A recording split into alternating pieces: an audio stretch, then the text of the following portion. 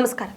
INS Vikrant എന്ന 333 നീലത്തിമിംഗലങ്ങളുടെ വലിപ്പമുള്ള കൂറ്റൻ പടക്കപ്പൽ കമ്മീഷൻ ചെയ്തുകൊണ്ട് ഇന്ത്യ ലോകരാഷ്ട്രങ്ങളെയാകെ ഞെട്ടിച്ചിരിക്കുകയാണ്. പൂർണ്ണമായും ഇന്ത്യയിൽ നിർമ്മിച്ച ഈ പടക്കപ്പലിന് പിന്നാലെ 3 വിമാനവാഹിനി കപ്പലുകൾ കൂടി വരുന്നു. ഇതോടുകൂടി ആരും ഭയക്കുന്ന ഒരു സൈനിക ശക്തിയായി ഇന്ത്യ മാറും.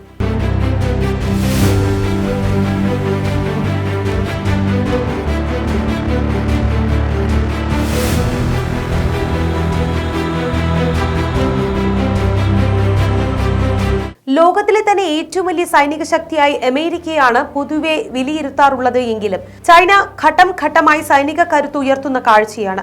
പ്രതിരോധ വെബ്സൈറ്റായ മിലിറ്ററി ഡയറക്ട് പുറത്തുവിട്ട കണക്കുകൾ അനുസരിച്ച് ചൈനയാണ് ഇപ്പോൾ സൈനിക ശേഷിയിൽ 1-ാം സ്ഥാനത്ത്.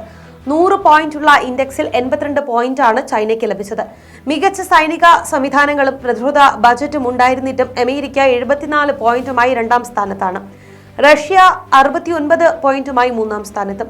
വികസിത രാജ്യങ്ങളായ ഫ്രാൻസും ജർമ്മനിയും ബ്രിട്ടനും എല്ലാം ഫയർ പവർ ഇൻഡെക്സ് എന്ന ആയുധശേഷി പട്ടികയിൽ ഇന്ത്യക്ക് പിന്നിലാണ്. ഇന്ത്യക്ക് 61 പോയിന്റാണുള്ളത്. 58 പോയിന്റുമായി ഫ്രാൻസ് ആണ് 5-ാമത്. ലോകത്ത് ഏറ്റവും കൂടുതൽ പണം സൈന്യത്തിനായി ചെലവഴിക്കുന്നത് അമേരിക്കയാണ്. $732 ബില്യൺ ആണ് അമേരിക്കയുടെ പ്രതിവർഷ സൈനിക ബജറ്റ്. രണ്ടാമതുള്ള ചൈനയുടെ ചെലവ് $261 ബില്യൺ. $71 ബില്യൺ ആണ് ഇന്ത്യയുടെ പ്രതിവർഷ സൈനിക ബജറ്റ്. പക്ഷേ ഈ മികവിലേക്ക് ചൈനയെ കൊണ്ട് എത്തിച്ചത് കടൽ യുദ്ധത്തിലുള്ള അവരുടെ മിടുക്ക് തന്നെയാണ്. 4 വിമാനവാഹിനി കപ്പലാണ് അവർക്കുള്ളത്. കടൽ യുദ്ധത്തിൽ ചൈനയും, വ്യോമയുദ്ധത്തിൽ അമേരിക്കയും, കരയുദ്ധത്തിൽ റഷ്യയും തലപ്പത്താണ് എന്നാണ് പഠനം.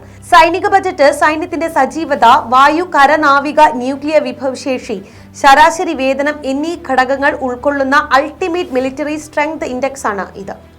2019 പുറത്തുവന്ന കണക്കുകൾ അനുസരിച്ച് സൈനിക ശക്തിയിൽ ഇന്ത്യ 4-ാം സ്ഥാനത്തായിരുന്നു. എന്നാൽ ഈ പട്ടികയിൽ 13-ാം സ്ഥാനത്ത് മാത്രമാണ് പാകിസ്ഥാന്റെ സ്ഥാനം. കര, വ്യോമ, നാവിക സേനയിൽ അമേരിക്കയും റഷ്യയും ചൈനയും മാത്രമാണ് ഈ പട്ടികയിൽ ഇന്ത്യക്ക് മുന്നിലുണ്ടായിരുന്നത്. 13,62,500 സൈനികരുള്ള ഇന്ത്യൻ കരസേനയാണ് ലോകത്തിൽ 2-ാമത്തെ വലിയ കരസേന. 32,12,500 സൈനികരുള്ള ചൈനയാണ് പട്ടികയിൽ 1-ാമത്. 7 കമാൻഡർമാർക്ക് കീഴിൽ പ്രവർത്തിക്കുന്ന കരസേന രാജ്യത്തെ മൊത്തം സൈനിക ശേഷിയുടെ 80% വരും. MiG-29, mirage, Sukhoi, Boeing, Jaguar തുടങ്ങി ലോകത്തിൽ മുൻപന്തിയിലുള്ള എല്ലാ യുദ്ധവിമാനങ്ങളും ഇന്ത്യൻ സൈന്യത്തിന്റെ കരുത്തായിട്ടുണ്ട്. ഈ കണക്കുകൾ തയ്യാറാക്കുമ്പോൾ വിക്രാന്ത് ഇന്ത്യയുടെ ഭാഗമായിരുന്നില്ല എന്ന് ഓർക്കണം. 10 വിമാനങ്ങൾക്ക് ഒരേ സമയം ഇറങ്ങാൻ കഴിയുന്ന കൂറ്റൻ വിമാനവാഹിനി കപ്പലിലെ ഏറ്റവും പ്രധാന കാര്യം അത് പൂർണ്ണമായും ഇന്ത്യയിൽ നിർമ്മിക്കാൻ കഴിഞ്ഞു എന്നത് തന്നെയാണ്. ചൈനയും പാകിസ്ഥാനും വിക്രാന്തിനെ ഭീതിയോടുകൂടി കാണുന്നു. ഇപ്പോൾ ഇന്ത്യൻ മഹാസമുദ്രത്തിന്റെ നിയന്ത്രണം ചൈനയുടെ കയ്യിലും.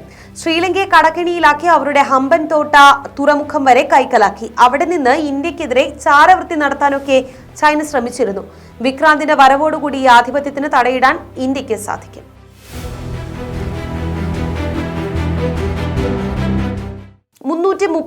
നീല തിമിംഗലങ്ങളുടെ വലിപ്പമുണ്ട് ഈ പടക്കപ്പലിന്.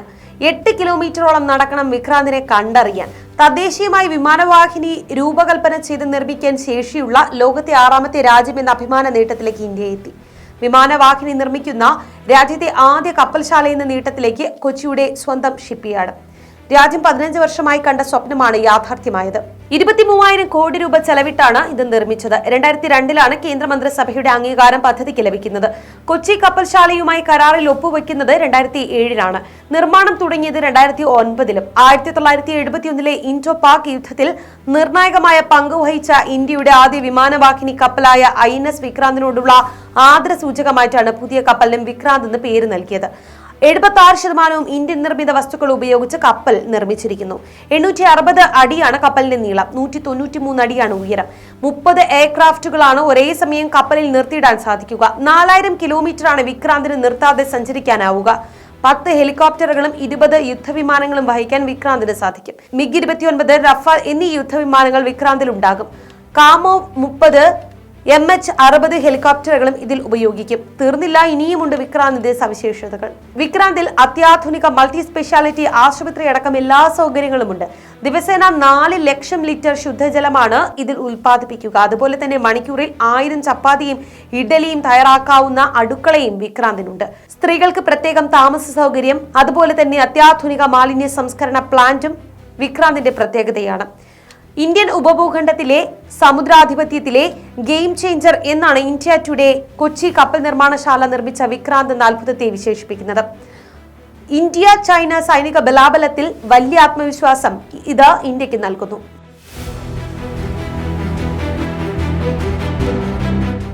ഇന്ത്യയുടെ ഏറ്റവും വലിയ ശത്രുവായി ഏവരും വിലയിരുത്തുന്നത് പാകിസ്ഥാനെയാണ് എങ്കിലും സാമ്പത്തിക പ്രതിസന്ധിയും നൂറ്റാണ്ടിലെ ഏറ്റവും വലിയ പ്രളയവും മൂലം നിവർന്നു നിൽക്കാനുള്ള ശക്തി പോലും ആ നാടിന് ഇല്ലാതായിരിക്കുകയാണ്. 200ഓളം പേർ മരിച്ചു. 2000 കോടിയിലേറെ നാശനഷ്ടവും ഉണ്ടാക്കിയ പ്രളയത്തെ തുടർന്ന് ഇന്ത്യയിൽ നിന്ന് ഭക്ഷ്യധാന്യ കയറ്റുമതി പോലും അവർ ആലോചിച്ചു.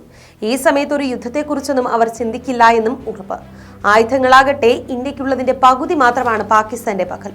യുദ്ധ ടാങ്കുകൾ, തോക്കുകളുടെയും സായുധ വാഹനങ്ങളുടെയും ഒക്കെ കാര്യത്തിൽ പാകിസ്ഥാൻ സേന ഇന്ത്യയെക്കാൾ ബഹുദൂരം പിന്നിലും. അതേസമയം തന്നെ ആയുധങ്ങളുടെ കാര്യത്തിൽ ഇന്ത്യയും ചൈനയും ഏകദേശം തുല്യ നിലയിലും. എന്നാൽ നാവികസേനയുടെ കാര്യത്തിൽ ചൈന വൻ ശക്തി തന്നെയാണ്. അത് മറികടക്കാനുള്ള നീക്കം നാം ഇപ്പോൾ നടത്തുന്നു. കഴിഞ്ഞ തവണ ഗാൽവാൻ താഴ്വരയിൽ ഇന്ത്യ ചൈന സംഘർഷത്തിന് പിന്നാലെ വീണ്ടും ഒരു യുദ്ധം ഉണ്ടാകുമെന്ന ആശങ്ക ഉയർന്നിരുന്നു. ആ സമയത്ത് ഹാർവാർഡ് സർവകലാശാലയിൽ നിന്നുള്ള പഠന റിപ്പോർട്ട് ശ്രദ്ധേയമായിരുന്നു. ഇന്ത്യ ചൈന യുദ്ധം ഉണ്ടായാൽ വിജയ സാധ്യത കൂടുതൽ ഇന്ത്യക്കാണ് എന്നാണ് ആ റിപ്പോർട്ട് പറഞ്ഞിരുന്നത്. ഹാർവാർഡ് കെന്നഡി സ്കൂളിലെ Belfer center for sciences and international affairs ആണ് റിപ്പോർട്ട് തയ്യാറാക്കിയത്. ഇനിയൊരു യുദ്ധം ഉണ്ടായാൽ തന്നെ 1962 പോലെ ആയിരിക്കില്ല എന്നും പഠനത്തിലുണ്ട്. അതിനായി അവർ എടുത്തു പറയുന്ന ഒരു കാര്യം, ചൈന ഇന്ത്യയെക്കാൾ വലിയ സൈനിക ശക്തിയാണ് എങ്കിലും അവർക്ക് പൊട്ടൻഷ്യൽ ഫൈറ്റേഴ്സിന്റെ എണ്ണം കുറവാണ് എന്നാണ്. അതായത് ചൈനയിലെ സൈനികരിൽ ഭൂരിഭാഗവും മറ്റ് അതിർത്തികളിൽ തമ്പടിച്ചിരിക്കുന്നവരാണ്. അവർക്ക് ഫോക്കസ് ആയി ഒരു ആക്രമണം നടത്താൻ സാധിക്കില്ല. ചൈനീസ് സേനയുടെ പല വിഭാഗങ്ങളും ടിബറ്റിലും സിൻജിയാങ്ങിലുമുള്ള കലാപകാരികൾക്കെതിരെ നിലയുറപ്പിച്ചിരിക്കുകയുമാണ്. എന്നാൽ ഇന്ത്യയുടെ കൈവശമുള്ള സൈന്യം തികച്ചും ചൈനയെ ചെറുക്കാനുള്ളതുണ്ട് എന്ന് പഠനത്തിൽ വ്യക്തമാക്കുന്നു. ചൈനയുടെ വ്യോമ സേനയിലും പൊട്ടൻഷ്യൽ ഫോഴ്സിന്റെ സ്ഥിതി വ്യത്യസ്തമല്ല. ചൈനീസ് എയർഫോഴ്സിന്റെ വലിയൊരു ഭാഗത്തെ റഷ്യൻ മേഖലയിൽ വിന്യസിച്ചിട്ടുണ്ട്. അതുകൊണ്ട് തന്നെ ഇന്ത്യയുമായി താരതമ്യം ചെയ്യുമ്പോൾ ചൈനയുടെ പക്ഷത്ത് എണ്ണത്തിൽ കുറവാണ് ഉണ്ടാവുക. ഇന്ത്യൻ ഈസ്റ്റേൺ എയർ കമാൻഡിന് ചൈനയ്ക്കെതിരെ ഒരേ സമയം 101 പോരാളികളെ ഇറക്കാൻ സാധിക്കും. ചൈനയുടെ J-10 ഫൈറ്റർ യുദ്ധവിമാനത്തോട് കിടപിടിക്കുന്നതാണ് ഇന്ത്യയുടെ മിറാഷ് 2000. അതുപോലെ തന്നെ ഇന്ത്യയുടെ Su-30 MKI ചൈനയുടെ എല്ലാ പോർവിമാനങ്ങളെക്കാളും മികച്ചതും. അതുകൊണ്ട് തന്നെ വ്യോമകരുത്തിൽ ചൈനയ്ക്ക് ഇന്ത്യയെ വെല്ലാൻ സാധിക്കില്ല എന്ന് ഹാർവാർഡ് പഠനം ചൂണ്ടിക്കാട്ടിയിരുന്നു. ഈ റിപ്പോർട്ട് പുറത്തു വന്നത് വിക്രാന്ത് ഇന്ത്യൻ നേവിയുടെ ഭാഗമാകുന്നതിന് മുൻപാണ് എന്ന് ഓർക്കണം.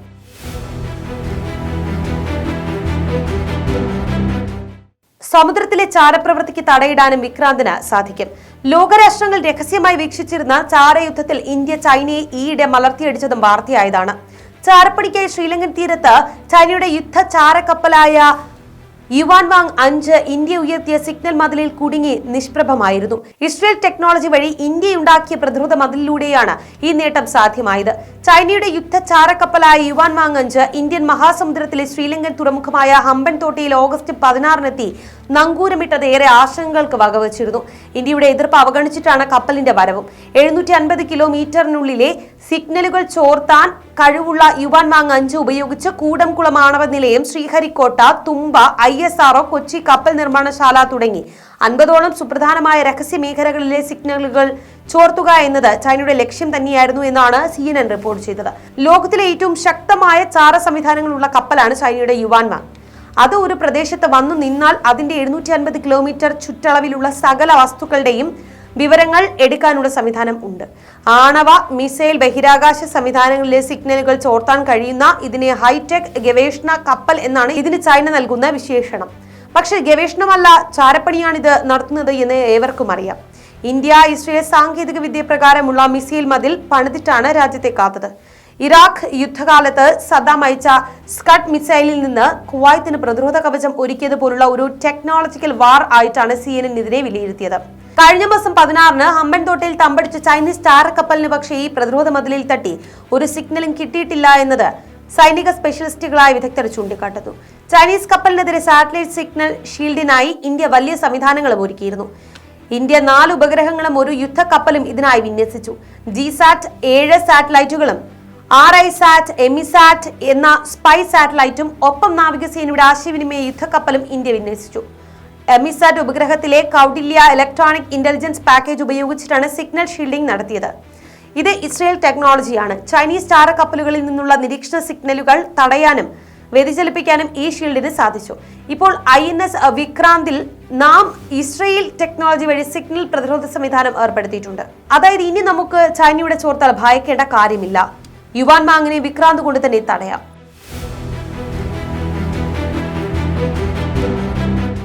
ഇറക്കുമതി ചെയ്യുന്നതിലല്ല ഒരു രാജ്യത്തിന്റെ കരുത്ത്, ഒരു വസ്തു സ്വന്തമായി ഉണ്ടാക്കുമ്പോഴാണ്. അപ്പോഴാണ് നമുക്ക് അതിൽ പൂർണ്ണമായും ആക്സസ് ഉണ്ടാവുക, നമ്മുടെ ബജറ്റ് അനുസരിച്ച് അത് നിർമ്മിക്കാൻ സാധിക്കുക. വിക്രാന്തിലൂടെ നാം ഈ മഹത്തായ നേട്ടം കൈവരിച്ചു കഴിഞ്ഞു. കൊച്ചി ഷിപ്പ്യാർഡും കരുത്ത് തെളിയിച്ചിരിക്കുകയാണ്. നേരത്തെ വാണിജ്യ കപ്പലുകൾ മാത്രമാണ് കൊച്ചിൻ ഷിപ്പ്യാർഡ് നിർമ്മിച്ചിരുന്നത്. ചരക്ക് കപ്പലുകളും ടാങ്കറുകളും ഓഫ് ഷോർ യാനങ്ങളും ട്രെഡ്ജറുകളും എല്ലാം അതിൽ ഉൾപ്പെട്ടിരുന്നുവെങ്കിലും യുദ്ധക്കപ്പലുകൾ ആ പട്ടികയിലെങ്ങും ഉണ്ടായിരുന്നില്ല.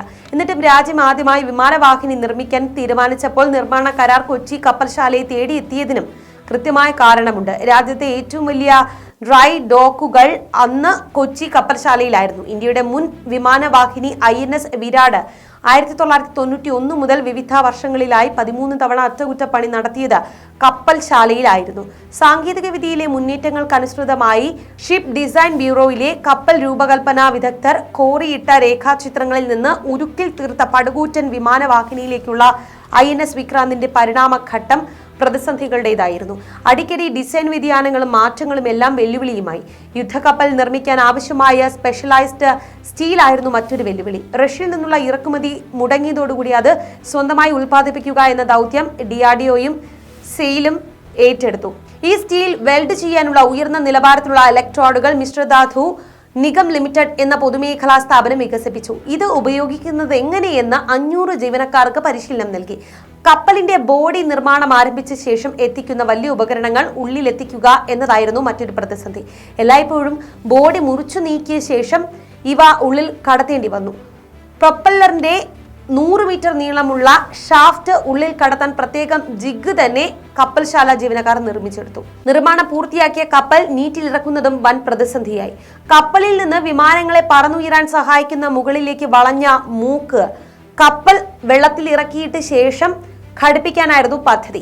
300 ടണ്ണോളം ഭാരമുള്ള സ്കീ ജമ്പ് ഘടിപ്പിച്ചാൽ ഡോക്കിലെ വെള്ളത്തിൽ കപ്പൽ പൊങ്ങിക്കിടക്കില്ല എന്നതിനാലായിരുന്നു അത്തരത്തിലൊരു തീരുമാനം. എന്നാൽ ഒടുവിൽ സ്കീ ജമ്പ് ഘടിപ്പിച്ച ശേഷം മതി വെള്ളത്തിൽ ഇറക്കൽ എന്നായി തീരുമാനം. തദ്ദേശീയമായി വികസിപ്പിച്ച ഫ്ലോട്ടിംഗ് പൊൻറ്റൂൺസ് കപ്പലിന്റെ 2 വശത്തും ഘടിപ്പിച്ച് ഭാരമേറിയാലും ആഴം കുറഞ്ഞ വെള്ളത്തിൽ പൊങ്ങിക്കിടക്കാനുള്ള ശേഷി ഉറപ്പുവരുത്തിയാണ് ഈ പ്രതിസന്ധി മറികടന്നത്. രാജ്യത്ത് തന്നെ അപൂർവമായിരുന്നു ഇത്തരമൊരു കണ്ടെത്തൽ.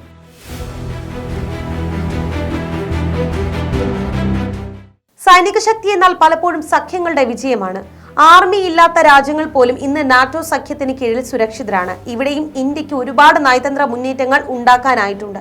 നരേന്ദ്രമോദി സർക്കാർ അധികാരത്തിലേറിയതിനു ശേഷം ഫ്രാൻസ്, ഇസ്രയേൽ, അമേരിക്ക തുടങ്ങിയ രാജ്യങ്ങളുമായി വളരെ നല്ല ബന്ധം പുലർത്തുന്നു. നേരത്തെ നമ്മുടെ പല പദ്ധതികളും റഷ്യയുമായി ബന്ധപ്പെട്ടുള്ളതായിരുന്നു. ഈ റഷ്യൻ ചേരിയിൽ നിന്നുള്ള പരോക്ഷമായ പിന്മാറ്റം ഇന്ത്യക്ക് നന്നായി ഗുണം ചെയ്തു.